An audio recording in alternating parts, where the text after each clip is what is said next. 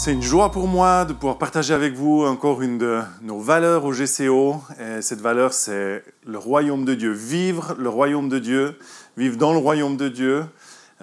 C'est en premier lieu notre vision au GCO.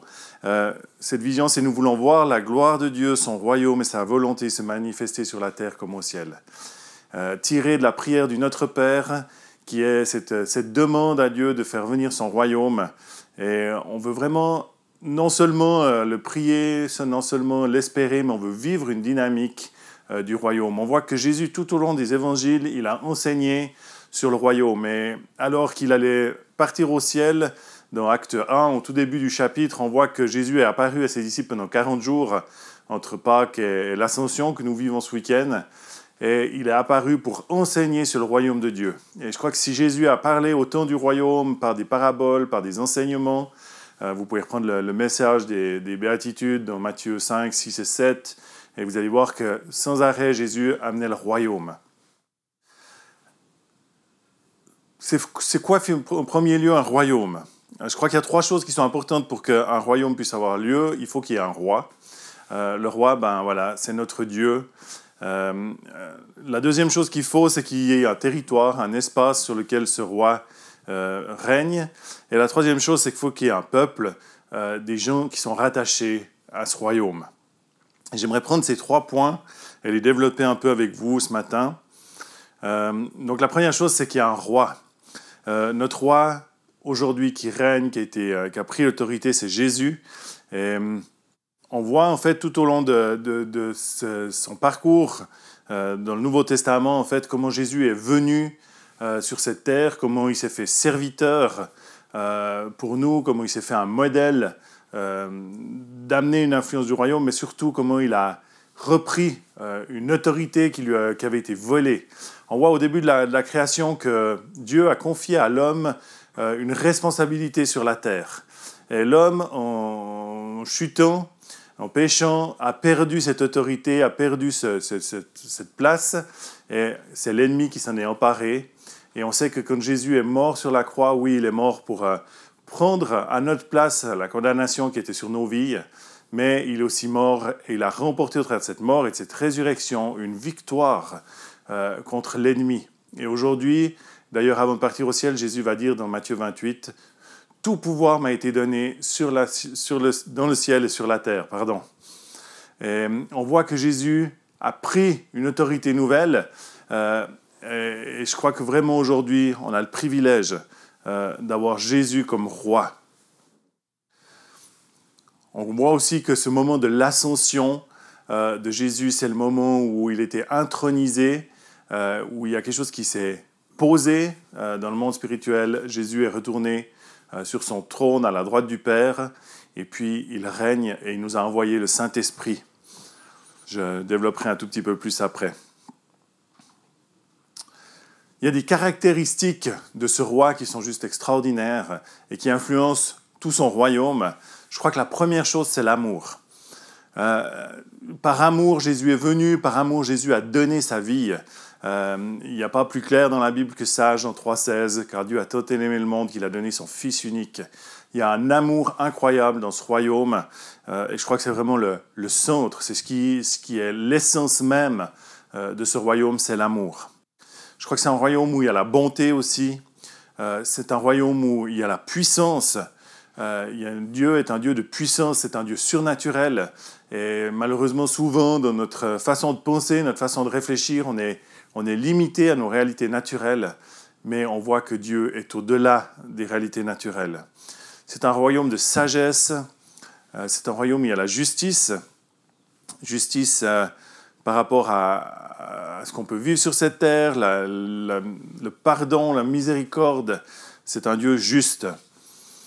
C'est un royaume d'abondance et de multiplication. Et on voit ça souvent dans les Écritures, cette réalité d'un royaume où les choses sont multipliées, où les choses sont en abondance.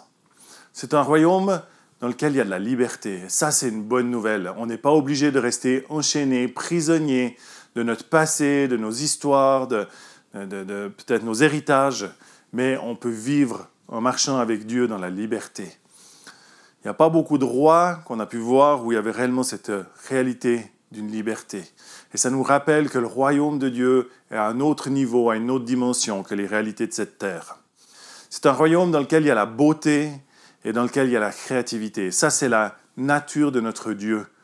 Quand on voit ce qu'il a créé autour de nous, c'est juste magnifique. Quand on vit des semaines comme on est en train de vivre maintenant, avec une météo qui est splendide, et qu'on voit cette nature que Dieu a créée, combien de détails, de choses incroyables. Et Dieu n'a pas fini de créer. Et j'aimerais là encourager tous les gens qui sont créatifs, qui sont artistiques, à oser mettre vos dons et vos talents en avant, parce que Dieu désire continuer à utiliser ces dons, Dieu désire continuer au travers de nous à créer des choses qui sont belles, qui peut-être parfois nous dépassent parce qu'elles sont réellement surnaturelles. Alors notre rôle à nous, en tant que croyants, je crois qu'en premier lieu, c'est de rendre toute la gloire et l'honneur qui est dû à ce Dieu extraordinaire. Si nous avons le privilège de vivre dans ce royaume-là, alors je crois que ce qui devrait émaner de nos vies, émaner de nos cœurs en premier lieu, c'est cette reconnaissance, c'est cette adoration pour ce Dieu extraordinaire, rempli d'amour et bon pour nous. La deuxième chose dont je veux parler, c'est le territoire. On sait que Dieu règne sur l'ensemble de l'univers, il règne au ciel, mais j'aimerais dire qu'il a aussi une autorité sur cette terre. Donc on voit dans Marc 16, 19 qu'après avoir été enlevé au ciel, il s'est assis à la droite de Dieu. Mais j'ai déjà lu Matthieu 28, 18, qui parle aussi de ce départ, et qui dit « Tout pouvoir m'a été donné dans le ciel et sur la terre ». Ça, c'est l'espace du règne de Dieu. Donc on voit que Jésus a l'autorité sur le ciel, sur la terre, mais Jésus a fait un choix de ne pas juste régner par lui-même, mais de passer au travers de son peuple, ses enfants, pour régner. Et on a un rôle et quelque chose à jouer à ce niveau-là. On voit dans ces mêmes deux textes que j'ai lus, Matthieu et Marc, ces ordres de mission de Jésus pour nous. Le premier, allez et faites de toutes les nations des disciples, baptisez-les au nom du Père, du Fils et du Saint-Esprit, et enseignez-leur à garder tout ce que je vous ai prescrit, et voici, je suis avec vous tous les jours jusqu'à la fin du monde. Et dans Marc 16, 17 et 18, voici les signes qui accompagneront ceux qui auront cru en mon nom, ils chasseront les démons, ils parleront de nouvelles langues, ils saisiront des serpents. S'ils boivent quelque breuvage mortel, il ne leur fera point de mal. Ils imposeront les mains aux malades et ceux-ci seront guéris. On voit qu'il y a là tout un plan qui ne peut pas se faire d'une façon juste naturelle par nos propres forces, mais qui est réellement la mission que Jésus a confiée à son Église. Et on n'est pas appelé à mener cette mission seul, mais il dit « Je suis avec vous ». Et Jésus, au moment où il est parti au ciel, a fait cette promesse du Saint-Esprit qui arrivait à la Pentecôte, et on aura le privilège de pouvoir développer plus ce point-là dimanche prochain, réellement du Saint-Esprit et d'être rempli de cette présence du Saint-Esprit, parce que je crois que c'est ce que chaque croyant a besoin s'il veut réellement être une influence sur cette terre. On en arrive au point numéro 3, c'est ce point par rapport à son peuple. Qui est le peuple de Dieu ? On voit dans l'Ancien Testament que Dieu s'est choisi un peuple, Israël, à qui il a confié sa loi, ou à qui il a confié une mission. On voit tout au long de cette histoire comment ce peuple s'est par moments attaché à Dieu, est resté fidèle, et par moments s'est détaché, et a vécu par ses propres ressources, ses propres capacités. On en voit aussi les conséquences de ces différents choix. Et puis, dans le Nouveau Testament, on voit l'arrivée d'une nouvelle réalité, c'est celle de l'Église. Des hommes de toute nation, de tout peuple, qui ont accepté Jésus comme leur Seigneur et Sauveur et qui sont devenus enfants de Dieu, un peuple, une nation qu'il a racheté. Et souvent, on a mis en contradiction Israël et l'Église. Et on a dit, le temps d'Israël, c'est terminé, maintenant c'est le temps de l'Église. Je ne crois pas que les deux sont à mettre en opposition. Je crois qu'Israël a toujours son rôle à jouer et on voit que les choses sont en train d'avancer aussi pour le peuple d'Israël maintenant dans les promesses de Dieu, dans les réalités de ce que Dieu fait. Et d'un autre côté, il y a l'Église. Et je crois que ne mettons pas en opposition les choses, je crois que les choses sont intimement liées. Et quand on regarde dans l'histoire, à plusieurs reprises, des choses qui se sont vécues sur la terre d'Israël, elles ont eu un impact sur l'Église. Et je crois qu'on a besoin de voir cette réalité-là. Donc aujourd'hui, nous sommes l'Église. Dieu n'a pas oublié son peuple Israël, mais nous sommes l'Église et nous sommes son corps sur cette terre. Et nous avons un rôle à jouer. Dieu désire que nous puissions vivre notre vie sur cette terre en étant dans cette dynamique d'être des fils de rois. Ça ne veut pas dire se prendre la tête et puis voler à une hauteur incroyable. Je crois que l'exemple vraiment le meilleur qu'on peut avoir de ce que ça veut dire que de marcher sur cette terre en étant fils de Dieu, c'est Jésus. Jésus, il est venu sur la terre, il avait toute autorité, il avait le pouvoir, mais il est venu avec un cœur de service. Il est venu avec une motivation qui était bonne. Et il a impacté sa génération. J'aimerais dire ici aussi, Jésus n'est pas venu installer à ce moment-là son royaume, son règne en tant que roi, qui allait prendre une place politique, même si les Juifs l'attendaient comme ça à l'époque et ont été surpris finalement de comment est-ce qu'il a amené les choses. Le royaume de Dieu, dans cette saison, il y a une autre dimension. Il y a une dimension d'un point de vue d'influence, d'impact. Je crois qu'un jour, le royaume de Dieu va venir et va s'installer d'une façon différente. C'est des choses qui nous sont expliquées dans la parole de Dieu. Je ne veux pas trop développer ça. Mais je crois qu'aujourd'hui, on est appelé à vivre sur les traces de Jésus. Il y a 3 choses dans lesquelles on doit pouvoir manifester le royaume. C'est l'amour, la foi et l'espérance. L'amour, ça nous donne la motivation. Est-ce que tu fais les choses par amour ou bien est-ce que tu fais les choses par gain personnel, Vous savez, c'est tout le combat entre la chair et l'esprit. Si vous retournez dans Galates, où il est parlé des fruits de l'esprit, vous allez voir qu'il y a cette tension entre les œuvres de la chair, qui sont forcément pas extraordinaires et souvent orientées sur le moi, mon bien, mes besoins, mes envies auxquelles je réponds, et les fruits de l'esprit qui sont orientés vers le fait d'être une bénédiction pour les autres, d'être une influence positive pour les autres.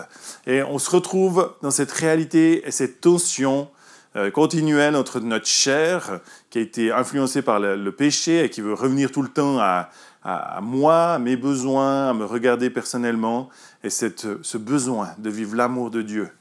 Et je crois qu'il n'y a que l'Esprit de Dieu en nous qui peut nous emmener à vivre vraiment cette dynamique de vivre l'amour. On n'y arrive pas par nos propres forces. Par nos propres forces, on revient à la nature charnelle. Mais par la vie de l'esprit, alors c'est possible d'être des gens qui vivent une motivation de l'amour. Jean-Michel, la semaine passée, nous a encouragés sur le service. Et le service, c'est quelque chose d'hyper important, mais c'est clé que ta motivation pour servir soit la bonne. Si tu sers juste pour te faire une place, pour espérer qu'un jour les gens te reconnaissent, que tu sois quelqu'un, et tu vas passer à côté. Mais si la motivation dans le service, c'est l'amour, alors tu as compris la clé. Et dans tout ce que tu peux faire sur cette terre, tu peux avoir ces 2 moteurs, soit le toi personnel ou bien l'amour. Et nous sommes appelés à être des gens qui sont motivés par l'amour, qui sont poussés par l'amour. La deuxième chose, c'est l'espérance. Quelle est ton espérance ? Nous avons ce privilège d'avoir été rachetés. Ça veut dire que notre vie, après le temps sur cette terre, elle va continuer dans la gloire de Dieu. Et ça, c'est une espérance qui doit nous tirer en avant. C'est une espérance qui doit nous motiver à continuer à servir Dieu, à partager cette bonne nouvelle, parce qu'on n'a pas envie de se retrouver juste tout seul ou à quelques-uns dans cette gloire de Dieu, mais on a envie qu'un maximum des gens qu'on connaît, des gens qu'on côtoie, puissent y être. Donc on a ce privilège d'avoir une espérance. On a une espérance sur cette terre, que Jésus est avec nous tous les jours. On a ses promesses extraordinaires. Et ça nous donne de l'espérance. Et la troisième chose, c'est la foi. La foi, elle nous permet d'accueillir les ressources du ciel pour qu'elles soient sur la terre. On n'est pas appelé à vivre sur cette terre juste avec nos limites humaines, mais Dieu nous a permis d'avoir accès aux ressources du ciel. Et par la foi, c'est quelque chose qui est possible. Alors, c'est des fois complexe, mais moi je crois qu'on a encore des dimensions à découvrir de cette réalité de vivre connecté aux ressources du ciel. Ça ne veut pas dire qu'on sera, comme je l'ai dit tout à l'heure, déconnecté de la terre et puis avec les pieds dans les nuages. Non, mais je crois que chacun d'entre nous, on peut recevoir des clés du ciel qui vont permettre des situations de changer, qui vont permettre à des situations de santé, mais qui vont permettre aussi à des gens qui sont dans des difficultés de trouver des clés, qui vont permettre à des gens dans leur travail de tout d'un coup avoir des idées brillantes, qui vont permettre d'aller plus loin. Je crois vraiment qu'on a cette foi pour accueillir les choses du ciel sur la terre. Et ne restons pas limités, puis croire que la foi, c'est juste pour la guérison. C'est extraordinaire, la guérison. Il y a cette conférence de guérison qui s'est vécue ces derniers jours, et c'est juste magnifique ce que Dieu peut faire, mais il y a bien plus de ressources dans le ciel, il y a des ressources dans tous les domaines. Et nous avons à aller rechercher ces ressources surnaturelles. C'est sûr que quand on parle du royaume de Dieu, il y a toujours une tension entre le déjà et puis une part de pas encore, parce que le royaume, comme je l'ai dit tout à l'heure, va réellement venir dans une autre dimension plus tard, quand Jésus va installer son règne. Mais on est déjà aujourd'hui dans une part du royaume de Dieu. Et on a déjà un rôle à jouer aujourd'hui en tant que croyants. Je crois qu'une Église qui vit dans la réalité du royaume a en premier lieu une attitude de reconnaissance et d'adoration envers son Dieu. Elle prend conscience de qui est Dieu, elle prend conscience du privilège qu'elle a d'avoir un Dieu et un roi comme nous avons. Et elle aime être reconnaissante et l'adorer. Elle est remplie de la présence du Saint-Esprit. Et elle se laisse transformer par lui. Vous savez, le seul moyen de vivre réellement dans la dynamique du royaume, c'est d'accepter que le Saint-Esprit nous transforme. Est-ce que tu es prêt à te laisser transformer par le Saint-Esprit? Est-ce que tu es prêt à laisser le Saint-Esprit te parler puis à dire oui, ces choses-là, je vais les changer. Il y a des choses que je dois laisser tomber, il y a des choses que je dois pardonner, il y a des choses qui sont plus appelées à faire partie de ma vie. Et je suis d'accord d'écouter l'Esprit Saint et de changer ces choses. Elle vit des relations empreintes d'amour et de pardon. Je crois réellement que si on veut vivre l'Église dans la dynamique du royaume, alors on doit avoir cette dynamique de l'amour et du pardon. Elle sait vivre dans le repos et dans la joie. Vous savez, le repos et la joie ne sont pas dépendants juste des circonstances qu'on a autour de nous, mais c'est un cadeau de Dieu, c'est la grâce de Dieu, et on peut rentrer dans cette dynamique du repos et de la joie. Il y a bien d'autres choses qui sont dans cette grâce, mais j'avais vraiment envie d'appuyer sur ce repos et ce côté de la réjouissance. Et une église qui vit dans le royaume, c'est une église qui sent le cœur de Dieu, qui bat pour le monde. Elle se met en mouvement dans sa mission. Donc ça peut paraître tout un programme, mais je crois que c'est un équilibre dans lequel on peut vivre et dans lequel on peut réellement amener une influence dans ce monde dans lequel Dieu nous a placés. Je vais relire une fois, peut-être plus rapidement, cette phrase. Je crois qu'une église qui vit dans la réalité du royaume a une attitude de reconnaissance et d'adoration envers Dieu. Elle est remplie de la présence du Saint-Esprit, elle se laisse transformer par lui. Elle vit des relations saintes, empreintes d'amour et de pardon. Elle sait vivre dans le repos et dans la joie. Elle sent le cœur de Dieu qui bat pour le monde. Elle se met au mouvement dans sa mission. Voilà, alors que nous puissions nous laisser travailler par le Saint-Esprit dans ces jours qui viennent, dans les semaines qui sont devant nous, et que nous puissions de plus en plus rentrer dans cette dynamique d'être membre de ce peuple qui est rattaché à un roi extraordinaire et qui a une mission sur cette terre. Que le Seigneur vous bénisse. Je vous souhaite une bonne semaine. Merci Nicolas. Ça peut paraître tout un programme, comme tu l'as dit, hein?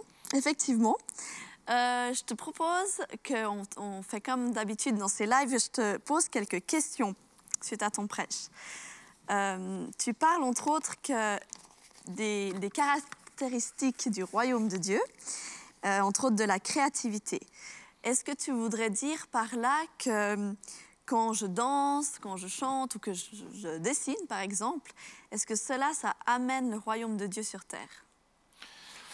Je pense que oui, en partie déjà. Bonjour à chacun, ça me fait plaisir d'être avec vous ce matin, à distance, mais avec vous quand même. Je crois que oui, je crois que au travers de ce que Dieu nous a donné comme don, comme talent, et ça peut être dans l'artistique, la danse, le chant, le dessin, ça peut être dans plein d'autres domaines, on peut amener une influence. Et on peut amener une influence qui est positive. Si la source de ce qu'on fait est bonne, alors je crois que chacune des choses qu'on vit peut être une influence. Donc moi, j'aimerais vraiment encourager au travers de ce message. Je crois que Dieu nous a créés avec ces dons tellement différents chacun, tellement précieux, à oser vraiment mettre ces dons et ces talents au service de Dieu et se dire, mais voilà, ce que Dieu m'a donné, ça peut servir et ça peut permettre vraiment au royaume de Dieu de prendre sa place. Yes. OK. En fait, amener une influence là où nous sommes, c'est principalement sur nos lieux de travail. C'est là qu'on y passe une grande partie de notre temps, avec des collègues, avec des gens. Comment, en fait, est-ce que je pourrais influencer mon lieu de travail? Alors souvent, on s'est imaginé qu'influencer le lieu de travail dans lequel on est, c'était parler de l'Évangile, parler de Jésus. Et je crois que c'est une manière.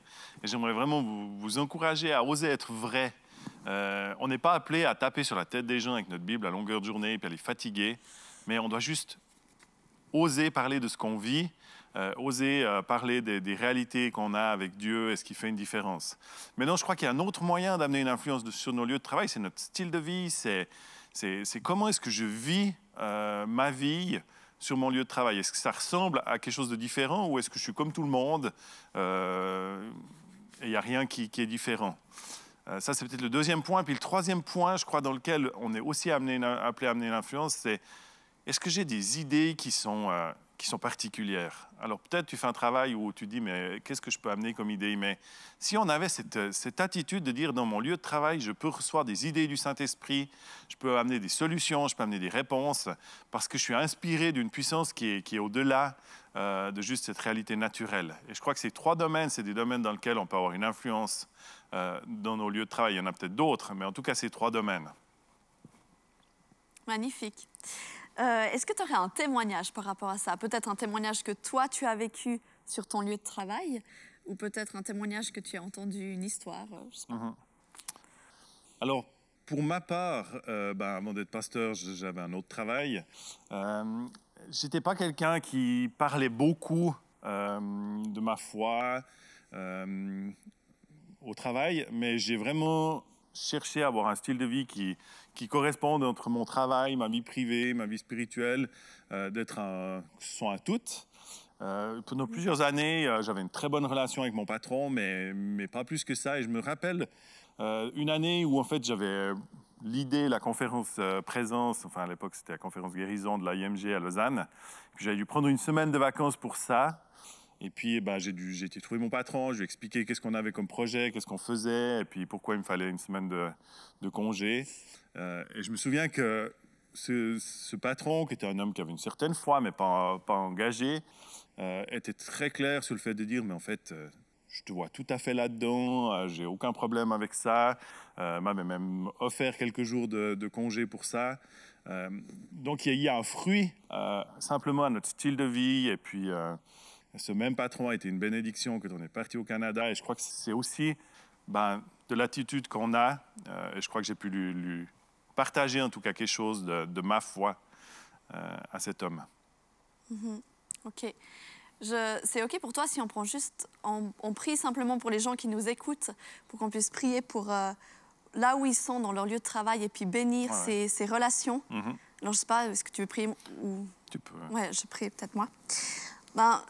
Seigneur, toi tu connais, tu sais là où on est la semaine dans nos lieux de travail.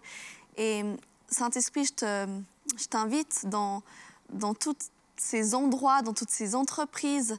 Et moi, je prie que tu puisses utiliser chacun de tes enfants pour influencer, pour amener ton royaume dans ces lieux. Seigneur, je veux bénir les relations avec les collègues. Je prie pour qu'il y ait vraiment des choses qui puissent comme s'ouvrir, des portes qui s'ouvrent, des discussions, qu'il puisse y avoir des occasions. Et je veux bénir la semaine de chaque personne qui nous écoute sur son lieu de travail. Et je te remercie parce que tu les accompagnes, que tu es avec eux et que tu veux aussi amener de l'espérance et de l'espoir et tes valeurs dans ces endroits. Amen. Amen. Amen. Seigneur, j'aimerais aussi prier pour toutes les personnes qui sont dans un lieu de travail où c'est difficile. C'est difficile d'être simplement croyant, de vivre sa foi, où il y a des réactions. Je prie, Seigneur, que tu viennes renouveler la force, tu viennes renouveler le courage, que tu viennes nous donner, Seigneur, cette capacité aussi de voir, Seigneur, au-delà de nos regards humains, Seigneur, ce que tu peux faire avec nous dans nos lieux de travail. Et que ce ne soit plus une corvée de se lever le matin pour personne, pour aller travailler, mais que ce soit une opportunité d'amener ton royaume, Seigneur, là où on met nos pieds. Amen. Amen. Et si on commençait à prier régulièrement pour nos collègues, commencer ou continuer pour la plupart, je vous encourage à le faire, de vraiment prier pour les personnes avec qui vous travaillez. OK. Alors, tu dis dans ton message, Nicolas, que Jésus, il passe à travers nous pour régner, que les chrétiens, en fait, ils sont amenés à accomplir une mission. Tu as beaucoup parlé de cette mission qu'on avait à accomplir. Donc, en fait, on devrait tous se sentir concernés. Si on écoute ton message, eh ben, tu nous parles à nous tous et on est tous concernés par ce que tu as dit. Mais comment est-ce que je peux savoir quelle est ma mission? Comment est-ce que je peux savoir qu'est-ce que moi, je dois faire pour apporter le royaume de Dieu sur terre? Alors, je pense que quand on parle de royaume de Dieu, on parle justement de cette influence qu'on est appelé à amener sur cette terre. J'ai dit dans mon message, on n'est pas appelé à amener un royaume où on dirige et on règne comme un point de vue humain, mais on est appelé à amener cette influence du royaume de Dieu là où on est. Et comment commencer? J'ai envie de te dire, mais où est-ce que tu es dans ta semaine? Alors, on a parlé de nos lieux de travail, mais il y a peut-être des voisins, des gens avec qui tu as une relation. Et je crois que c'est dans chacun de ces domaines où tu peux commencer à amener une influence. Quelle influence est-ce que tu amènes quand tu vis autour de toi? Je racontais juste ça à Rachel avant, puis je vais le dire maintenant.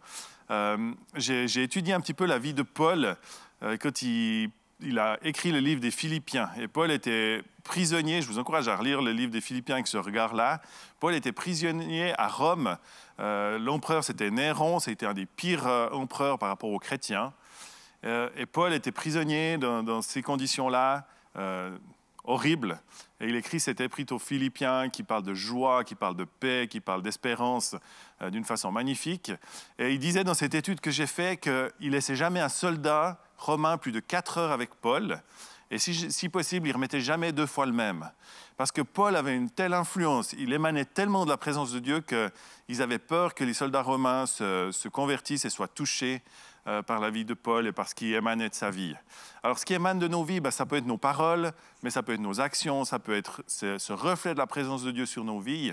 Et je crois qu'on a vraiment à chercher cette présence de Dieu pour pouvoir la communiquer aux autres, aux gens qui sont autour de nous. N'essayons pas de faire par nos propres forces humaines, mais vraiment laissons l'Esprit de Dieu nous transformer pour cette mission qui est devant nous. Elle est incroyable, cette histoire. Est-ce que je dois forcément être en position de responsable pour avoir une influence? Parce que des fois, on est un peu tous les mêmes, hein? On se dit, quand je serai à l'étape d'après, j'aurai de l'influence et je commencerai à me mettre en route. Est-ce qu'il faut forcément avoir des responsabilités pour être influent? Non, moi je ne crois pas. Je crois qu'on a tous une responsabilité. D'être croyant, on a une responsabilité d'être ces personnes qui communiquent ce royaume de Dieu. On peut le faire ou ne pas le faire, ça reste notre libre choix parce que Dieu nous laisse libres. Mais je crois qu'on a une responsabilité et elle est pour chacun d'entre nous. Et on peut être responsable dans une église ou responsable d'un secteur ou d'une base et finalement faire très peu pour amener le royaume de Dieu. Ou alors on peut être simplement une personne qui croit en Dieu, qui a décidé de faire la différence et changer le monde qui est autour de nous. Et je crois que ça, c'est pour chacun d'entre nous. OK. Alors là, j'ai une question à te poser, Nicolas. Tu parles dans ton message du fait d'avoir la foi et que quand on a cette foi, en fait, on peut accueillir les ressources du ciel. Et il y a des personnes qui ont la foi et pourtant qui attendent toujours un miracle, une guérison ou autre. Qu'est-ce que tu aimerais dire à ces personnes qui sont dans l'attente d'un miracle? Ah, c'est une excellente question, ça. Moi, j'aimerais dire déjà la première chose, continuons à garder nos regards sur Dieu et pas sur nos propres capacités. Je crois qu'on a souvent amené la foi à ce que je suis capable de faire. Alors si j'ai assez la foi, puis finalement, ce que ça crée chez nous, c'est une culpabilité parce que je ne suis pas guéri, parce que je n'ai pas la foi. C'est vrai que ça laisse des questions, il y a des mystères. Et d'ailleurs, une des choses qui fait partie des valeurs, c'est de dire, mais on croit et on fait confiance à Dieu jusque dans les mystères des questions sans réponse. Il y a des choses auxquelles on n'a pas vraiment de réponse. Mais nos regards, on doit les garder fixés sur Dieu. Et c'est Dieu qui fait naître en nous la foi, mais qui nous donne aussi la possibilité de persévérer quand il y a des temps où on doit attendre. Mais restons dans cette attitude de foi, de croire que les ressources du ciel, elles sont disponibles. Une des grandes tensions qu'il y a dans le christianisme, c'est de dire, finalement, vu qu'il y a des gens qui ne sont pas guéris et qu'on n'a pas les réponses aujourd'hui, on réadapte un petit peu la théologie et la parole de Dieu. Et je crois que ce n'est pas à ça qu'on est appelé. On est appelé à prendre la Bible pour ce qu'elle est et garder nos yeux fixés sur Dieu et lui faire confiance, même quand on a des réponses qui ne sont pas là. Et je crois qu'on va voir de plus en plus cette puissance de Dieu se manifester. On veut continuer à prier pour les malades. Et c'est vrai que parfois, ça prend du temps, plus de temps. Mais nos regards doivent rester fixés sur Dieu. Et on ne doit pas réadapter la théologie pour essayer que ça nous convienne. On doit rester confiant que Dieu agit encore aujourd'hui. Amen. Et moi, je veux juste profiter de prier pour toutes ces personnes qui attendent un miracle et que, oui, effectivement, ils puissent garder leur cœur, leurs yeux fixés sur Dieu, qui est là et qui est bon pour eux. Et je bénis toutes ces personnes. Et tu as aussi parlé, Nicolas, de l'espérance dans ton message, que cette espérance puisse être déversée dans le cœur de chacune de ces personnes. Amen.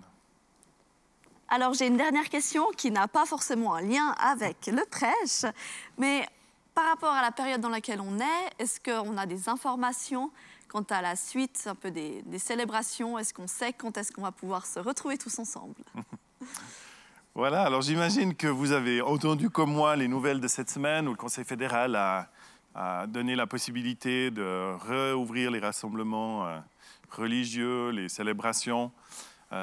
Ça laisse beaucoup de questions pour l'instant. Donc ils ont fait un plan qui va avec ça et qui limite vraiment le nombre de personnes qui pourraient être présentes dans une de nos célébrations. Donc je n'ai pas toutes les réponses à vous donner ce matin. On va prendre du temps cette semaine pour analyser tout ça, pour voir qu'est-ce qui est possible, pas possible. Et on donnera plus de nouvelles ces prochaines semaines. Mais ce que j'aimerais vous dire, c'est que dimanche prochain, on aura encore une célébration en live comme celle-là. On aura la joie et le plaisir d'avoir Jean-Luc Traxel qui sera avec nous et on va parler du Saint-Esprit et de l'importance que nos vies soient remplies du Saint-Esprit. Dimanche prochain, c'est le dimanche de la Pentecôte. Et on a vraiment envie de vivre, plus que juste d'entendre un message, mais de vivre cette réalité, d'être rempli de ce Saint-Esprit, d'être en feu, parce que je crois que c'est aussi par rapport à ce que j'ai enseigné ce matin, le royaume, ce qui fait la différence. Quand le Saint-Esprit marche avec nous, alors on a une influence, on a un impact. Donc j'aimerais vraiment vous donner rendez-vous dimanche prochain pour ce culte à la maison, en live, et puis on vous donnera plus d'informations ces prochaines semaines sur comment les choses vont pouvoir reprendre, évoluer. Peut-être que ce sera plus tard, on ne sait pas encore exactement, mais on est en train d'analyser tout ça. Amen. Alors, avec tout ce que vous avez entendu ce matin, maintenant, qu'est-ce qu'on fait? Est-ce que vous êtes d'accord que dans les prochaines minutes qui suivent, on va tous se mettre en action pour comme aller se saisir de ces vérités, des paroles qui ont été dites et proclamer que oui, on veut se les faire nôtres et qu'on veut se mettre en action et qu'on veut vivre et qu'on veut rentrer dans ces réalités. Et en fait, on va prendre un temps pour prier avec Nicolas, mais je vous invite en fait que vous aussi, vous puissiez prier à haute voix, proclamer ce que vous aimeriez voir s'accomplir, que vraiment vous puissiez être actif pendant ce moment. Alors je vous invite à peut-être vous lever là où vous êtes et puis on va juste prier pour comme vraiment que Dieu pose sa main sur tout ce qui a été dit ce matin. Seigneur, on a parlé de paix, de joie, d'influence, d'espérance, d'amour. Et Seigneur, tout ce qu'on a entendu ce matin, tout ce que tu as pu nous partager à travers David, à travers Nicolas, Seigneur, c'est comme si tu veux, toi, te déverser, Seigneur Jésus, dans la vie, dans les cœurs de chacun, par ton Saint-Esprit. Et merci Saint-Esprit parce que tu es à l'œuvre dans le cœur, dans la vie de chacun de tes enfants. Et Seigneur, David l'a dit, dans cette période, Seigneur, que la foi prenne place à la peur. Tu veux nous libérer, Seigneur Jésus, de toute crainte, de toute inquiétude, Seigneur, et tu veux remplacer tout ça par ta joie, ta paix, ton repos et par ta présence, Saint-Esprit, qui comme envahit l'atmosphère de chacune des maisons dans lesquelles on est, dans chacune des situations dans lesquelles nous sommes. Merci Saint-Esprit parce que c'est toi qui es la solution, c'est toi qui es la ressource, c'est toi dont nous avons besoin. Et on veut considérer, Seigneur, que ce dont nous avons besoin, c'est toi, Saint-Esprit. Et on veut t'accueillir pleinement. Et c'est comme si quand on ouvre nos cœurs, on ouvre nos bras, et bien toi, tu te jettes dans nos bras, tu te rends disponible, tu nous donnes à toi, Saint-Esprit. Merci pour ta merveilleuse présence qu'on aime. Amen. Amen. Amen. Amen. Jésus.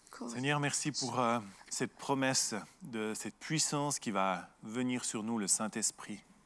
Et Saint-Esprit, on veut déjà aujourd'hui accueillir ta présence. On veut chérir ta présence parce que c'est un tel privilège de t'avoir. Et on ne veut pas juste la garder pour nous, mais on a envie d'être ses témoins, ces gens qui amènent une influence, qui amènent un changement autour de nous, Seigneur, parce que tu nous as équipés et tu nous as envoyés. Et Seigneur, je prie pour chaque personne qui a pu suivre, Seigneur Jésus, ce temps avec nous. Seigneur, qu'on puisse prendre conscience de l'influence qu'on a en toi. Qu'on puisse prendre conscience, Seigneur, que là où on met nos pieds, tu es avec nous, tu marches avec nous. Pas seulement le dimanche matin, pas seulement pendant la soirée de prière, mais dans chaque moment de notre vie. Et qu'on puisse être ces personnes qui ont une influence, qui brillent et qui émanent de ta présence là où on va. Que nos vies, ce qu'on vit, ce qu'on dit, ce qu'on manifeste fasse envie, Seigneur, autour de nous. Qu'on puisse être imbibé de toi d'une telle façon comme Paul, qu'en quelques minutes, en quelques heures, les gens autour de nous voient qu'il y a quelque chose qui est différent. Et Seigneur, merci parce que tu bénis chacun ce matin. Tu rejoins chacun là où il est, Seigneur. Et tu déverses ta présence ce matin. Alléluia. J'aimerais aussi profiter de dire à tous ceux qui nous regardent, si tu n'as pas encore pu accepter Jésus comme ton Seigneur et ton Sauveur, je crois qu'aujourd'hui, c'est un jour d'opportunité. Aujourd'hui, c'est un jour où Jésus veut se faire connaître à toi. Et j'aimerais vraiment t'inviter, ce n'est pas compliqué, ce n'est pas quelque chose d'extrême, tu n'es pas en train de signer pour une religion, mais tu es en train de signer pour une relation. Tu es en train de t'engager pour une relation avec Dieu et c'est quelque chose de juste extraordinaire. Et si c'est ton désir ce matin, alors je t'encourage juste là à la maison où tu es à dire Jésus, je veux t'accueillir dans ma vie. Je veux te demander pardon d'avoir fait ma vie sans toi jusqu'à aujourd'hui. Je veux te demander pardon pour mes fautes, pour mes erreurs et je veux accueillir aujourd'hui ta vie en moi. Et j'ai envie d'être sauvé, mais j'ai envie d'être ce serviteur qui marche à ta suite et qui fait une différence. Et faites juste cette prière simple avec vos mots, mais accueillez cette présence de Dieu dans votre vie. Accueillez Jésus comme ce sauveur, mais aussi comme ce Seigneur, celui qui va donner une dimension nouvelle à votre vie. Et rappelez-vous que Dieu est bon par-dessus tout. On n'a pas besoin d'avoir peur qu'il soit notre Seigneur. Il a le meilleur pour nous. Et on veut marcher et on veut le suivre. Et si vous désirez faire ce pas ce matin, alors ouvrez simplement votre cœur, accueillez-le et donnez-lui votre vie tout entière. Amen. Merci Nicolas pour ce que tu nous as partagé.